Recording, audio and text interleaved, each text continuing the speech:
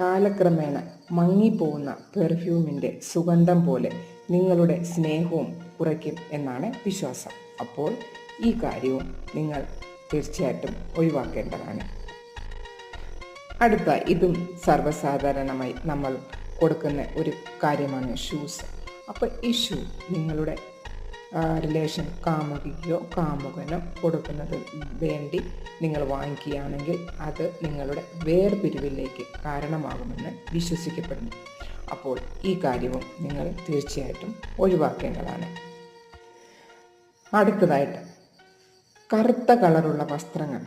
കറുപ്പ് വേദനയുടെയും സങ്കടത്തിൻ്റെയും നിറമായി കണക്കാക്കുന്നു.